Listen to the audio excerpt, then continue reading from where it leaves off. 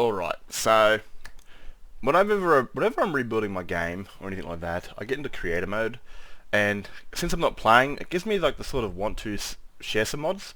And as soon as I'm out of that mode, man, it's straight away for like I won't upload a mod at all. So before I get into story mode, I thought I'd finish this creator mode, and I've decided to add some followers to a standalone mod. It's not completely standalone. You're gonna need like relationship dialogue overhaul, some of their voices to work as followers, and of course XP32 skeleton for any sort of jiggle. But the idea behind this is to sort of like, I'll show you anyway. Add unique followers, unique vanilla standalone followers. They aren't completely vanilla, but they're based off the vanilla aesthetic feeling of the game. So here's Cecilia.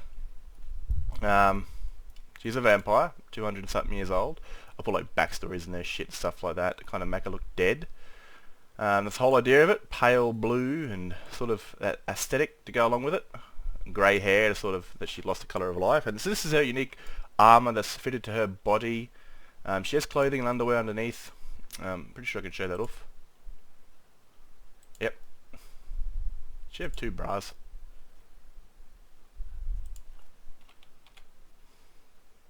There's a helmet. It is standalone, so like it will be an open face helmet. That's her clothing. And most of these will have this, except the Forsworn one or the Reachman one. So here we go. This is her body. It's Pride of Valhalla CBBE.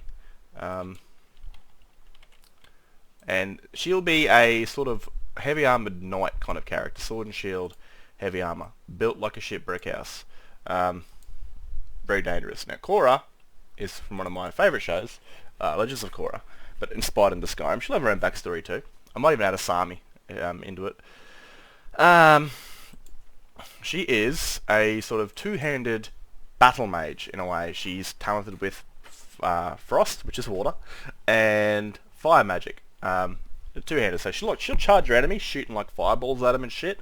And then when she gets close, she'll pull her axe out, her warhammer, because by then she should have her magically depleted to where she's got to get close and start swinging a goddamn hammer at him or something like that.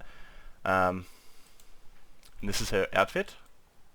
She'll also have clothing and underwear, you know, for a more relaxed sort of situation. And if you decide to marry or have them set up at home at a certain home base where they don't need their armor. We got Lyris. She's very much like Cecilia, but you know, she's two-handed with an axe, which is based off the Elder Scrolls Online Lyris. Has her own unique steel plate with a few extra things like a tasset underneath it. She's also got her own steel helmet. It does cover up her hair, and that's kind of what I wanted with it. She's rather tall. She's 1.1, so she's not going to be overly massively tall, but she's still going to be taller than any Nord or any High Elf. And my last one that I did lately was Vina. I don't think I have, yeah. Now, before this, she was meant to be like a light armoured archer sort of character for me just to run around with and play as when I'm bored. But I kind of turned her into a barbarian. She's like a reach woman. You know, she's not completely Forsworn. I mixed the two of these helmets together and sort of added her hair into it. And, oh my god, come back. And so her hair should kind of show up. It will play up in the creation kit, so you'll see some clipping bugs there, but that's nothing to worry about. Yeah, so she also has a unique sort of clothing to where if she's not in combat mode, and normally as a tribal woman you'd expect her to be walking around barefoot, no gloves or anything like that, around the reach or in her home, wherever I'll put her. And she'll just have this chest plate, but without the chest plate. So, loincloth, yep, gonna make sure it's all there. This is kind of what she'll look like, you know, in relaxed mode. Right there. And this will have jiggle, where the chest plate will not. And they're separate items too, so if you're into that sort of 30 seconds, you know, she can wear it. She can wear a pelt and her top bit separately, very much like Cora's clothing. Now I still want to add Rosella, and then is there another one I was thinking of? Mara to this list before I upload it. But I don't know, maybe 3, 4 is good enough for now. I don't know, I might add Rosella, because Rosella's a pretty special character, at least one that I've created. She's a Imperial mixed with a Dark Elven Father. If anyone's a fan of the channel, they've no doubt seen her. I really like the way this helmet turned out. Like, that was awesome, mixing the male and the female together. So yeah, this is kind of the way and now at the moment they're all standalone. Of course, the only Korra's armor is standalone. It will come with its own textures. I don't know why I did that, but that's something I did in the past. But yeah, her gear will have like Midian-born textures, so I won't use any of the vanilla textures or any of your replacements. I hope.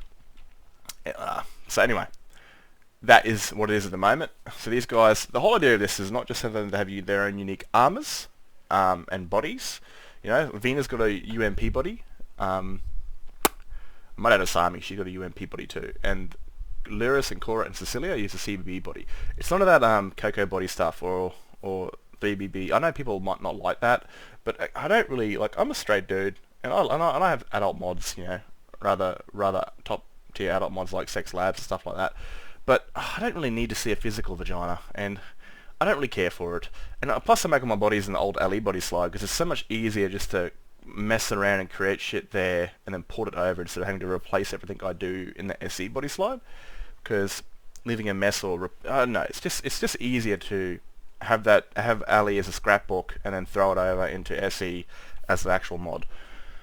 So I'll probably add Rosella and I'll probably add Asami at the end of this, and there'll be 5 of them. And then no, I don't know. I might. It's something that where the more I add, the easier it gets. So I might just add these 4 at the moment, or I might add Rosella and then upload it. And then any interesting followers people see on my videos or my images on Nexus, they can ask and again, it'll be a lot easier to make another standalone follower from the assets I've already got. And yeah, anyway, oh sorry, yeah, man, I just rattle. The whole point is not for them just to have this unique look, but also still feel like they're vanilla friendly, or immersive friendly, Skyrim friendly, but to also have their own AI, right? So they're not just another static follower in Skyrim. They feel like they're part of it. So Cecilia, she will travel Skyrim at night, you know? The whole idea that she's like hunting bounties or rescuing people or clearing the roads at night, which is a vampire. And during the daytime, you might find her in one of the random inns across Skyrim, chilling or sleeping. Korra, I don't 100% sure. Maybe she's, you know, she just travels Skyrim during the day, sleeps at an inn during the night time. Lyris, I want to make her a companion, so she'll live in Jorvaska, she'll sleep in Jorvaska, she might wander around Whiterun during a couple of days during the week or the weekend. She might travel Skyrim looking for work. Vina, I want to put her in that tower beside an orc stronghold in the Reach. It's like a Dwemer tower, where she'll like chill there and live there on her own, and sort of, she won't go to like Markarth at all, because again, she looks like a Vorsworn. And you know, you imagine that if she walked into Markarth in front of a guard, they'd start filling her full of arrows.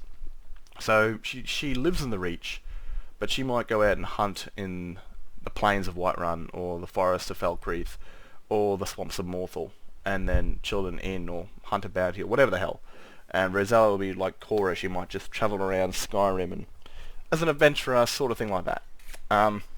Yeah, so that's just the idea of that. Oh, so I need to add the other 2 too, the Ragni and that. And then you can please see things like Freya, who will have her own unique body texture, which is like, she'll have her own tattoo on her body. And then maybe Sigund and her sister Brianna with their unique arm tattoo, and they'll be a Stormcloak follower.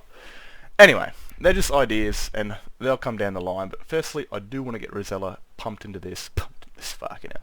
And then I'll release the mod once I do their AIs. So, yeah, let me know what you think, and whatever. I'm going to get over here so I can get back to making this. And, yeah, peace out.